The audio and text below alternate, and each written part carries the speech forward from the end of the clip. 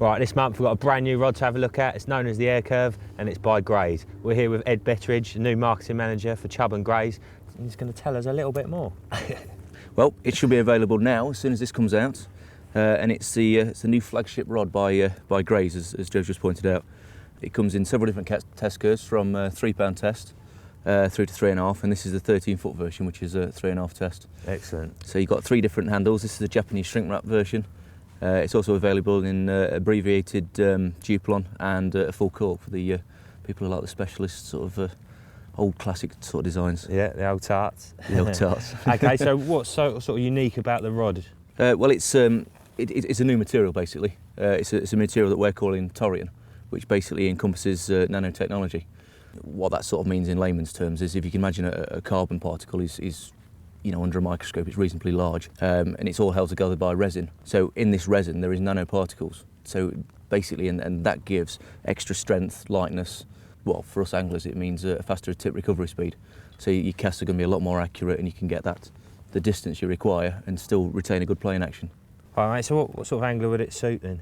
Well, it can suit anglers right across the board because it starts in a £3 test curve version and goes right up to the 13-foot 3.5.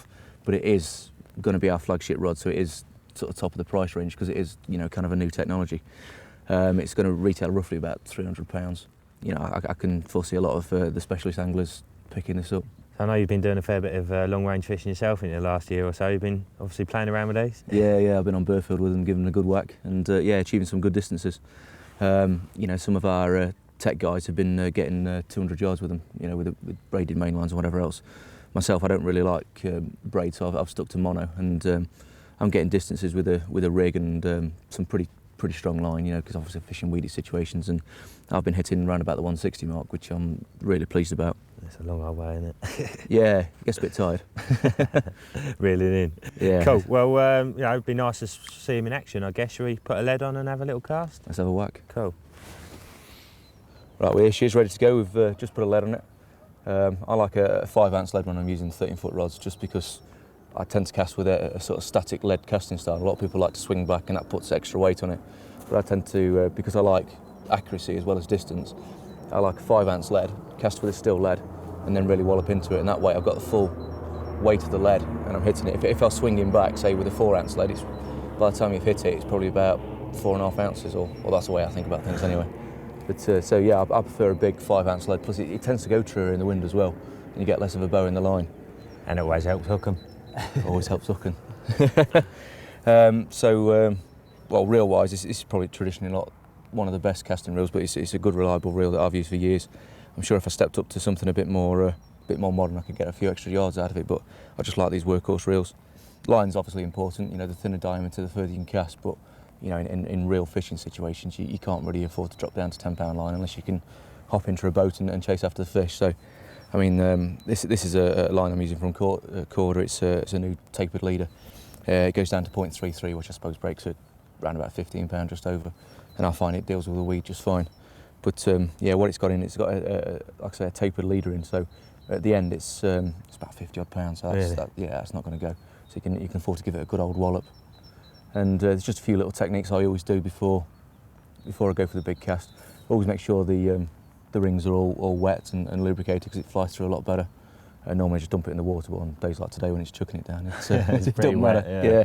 And also make sure the spool's wet and the line itself's wet. It just stops friction. If everything's wet, it just slides off the spool much better. Have a couple of quick practice casts as well, before you go at the big one, just to get the line off the reel, because sometimes it doesn't always bed down properly. Sometimes you get a bit of slack line, and that's what can cause a bit of a frap up as well. Give it a big and crack off. Yeah. Cool. Right then, mate. Well, yeah, if you want to sort of talk us through it, your style. Yeah, sure. Well, first of all, what I always do, we just got a bare lead on here, but I normally put it down to around about the spigot, somewhere between the spigot and the second eye as such. That's the drop I tend to use. Always lock the clutch off completely. You don't want slippage and to hurt your finger, and that's another reason why I've got a casting stall on. You can just give it the big one without anything cutting into your finger. It's not that important with mono, but if you're using braided leaders, braid can quite easily go through the skin. Like I say, especially if the clutch slips. And if you're on a long session, it tends to keep your finger in a bit, especially if it's cold. So always drop it down to that sort of position. Swing it back behind.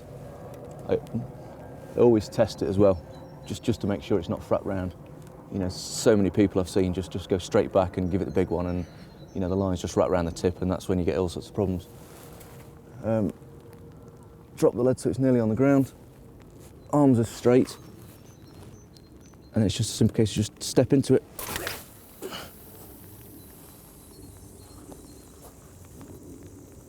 And give it the big one. That's it's important to keep certainly the rod in that sort of position so the line's going in an arc out there. You see too many people just drop You it can down almost too hear far. the difference, can't you? Yeah, You know, if you have definitely. your rod up high, you can hear the friction. If you have it low, you can feel the friction. But if you've got it in the middle and it's just peeling off, that's it. smooth. That line's not been off there for a while. So So you say the tips are fairly forgiving then? yeah, it's not too bad at all. You know, for saying it's you know, the 13 foot's a long distance casting rod, I've fished with rods that can cast us, well, nearly the similar sort of distance, but you know, they've been broomsticks to hold. And this one, because of the nanotechnology, it has got a nice playing action as well. You know, I've been using these on Burfield for giving it the long chug, but this winter I've been fishing like a little 2-acre lake, and I've not really changed the rods. You know, one out of laziness, but two because I don't really need to. You know, I'm still happy playing fish under the rod tip with this, even with fluorocarbon. Excellent. And I think it's unrealistic to expect people to have different sets of rods for different types of fishing, is it? That's We are in a well. recession. No, to be fair, I've always used one set of rods. One set for everything just suits me. Yeah, that's it. I always find shifting the body weight's the important thing to getting the long distance cast. What, that step forward? Yeah, basically just leaning into it. You can either step forward. I mean, a lot of people just sort of lean into it, Roll onto that foot. but I find you can get an extra 5 yards if you give it the big one and really use your body weight to your example. So again, straight arms, and what I'm concentrating on doing is putting the left arm into my chest. You know, that makes a big difference. So the right arm's as straight as I can, creating a fork, and that's where the 13-foot rods really come in, because you get an extra foot up there to get an extra foot of tip speed. So again, that's why a 13-foot rod will cast further in the right hands than a 12. So it's just lean back, all the way to my back foot, take a step, and then keep the rod at that angle to go out. Slow it just before it hits. Can't even see where that landed. No, I didn't see that either. That's a rather unique looking line clip you got there, Ed. Yeah, it's something that's unique to these rods. It's called the universal line clip. It's something our product development guys come up with. It's quite a simple design, really. And it just kind of loops around on this little bit of a rubber ring. So in effect, you can just take it off and place it anywhere on the blank you want it. But it sits nice and flush to the blank, so you're not going to have trouble with the line coming off the reel and catching it or anything like that. So it's all nice and flush to the rod, really. Yeah, I like that. Yeah, they look good as well. Yeah, we've had a lot of good feedback at the shows about these. I see what you mean. They feel pretty light, and that difference, that 13 feet, does make a lot. It's you know, feels totally different. Looks a lot further as well, doesn't it? Yeah, it does. It's it just helps with getting that extra bit of distance and the tip speed. So I've got a slightly different casting style. I start from the top and then go back.